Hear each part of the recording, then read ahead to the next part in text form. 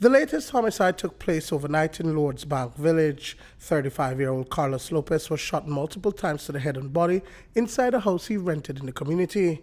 At the time of the murder, his niece was inside the house and hid in a room when she heard the blasts from the gunshots.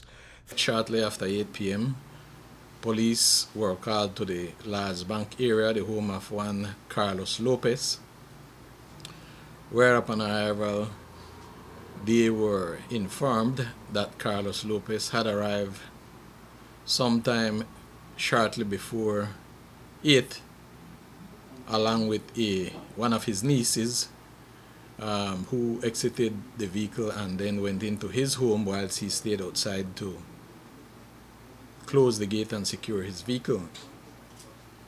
According to her, she heard a number of shots, and thereafter the police was called. Residents say that up to 12 shots were heard around 8 p.m., but when they ran outside, there was no activity.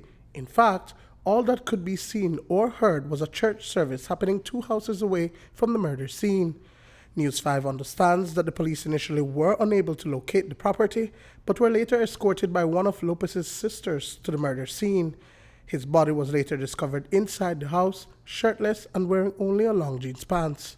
Police then visited the area and conducted searches outside, and then whilst searching inside, the body of Carlos Lopez was found inside his home, dressed in a blue jeans pants without shirt, with gunshot injuries and motionless. The scene was processed, and his body was removed and transported to the Carl Hirschner Memorial Hospital, where it was pronounced dead. Was the gunman already inside the property when Lopez and his niece arrived at the house? Assistant Commissioner of Police Joseph Mivett says that there is no evidence to prove that theory, but that one person has been detained. I don't think that we have any evidence to suggest that he was inside the home. That person may have been in the yard, I would say, other than to say that he was in the home. Has there been a determination as to why someone would have wanted to target the deceased? At this point in time, no, we have not been able to establish a motive. So far, there are no leads yet, and one person is detained at this time pending the investigation. Back in December of 2017, Lopez had been charged for drug trafficking offenses in relation to a cocaine seizure in the Buttonwood Bay area of Belize City. That case fell apart, and he and his co-accused were freed of the charge.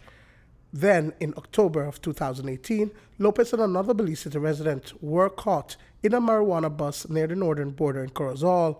The prosecution withdrew its case against Lopez when his accomplice took the rap for the drugs. ACP Mivett says that during the investigation of this homicide, the police will look at all angles. That will not be an issue. That too will be investigated, but that is not an issue in this investigation.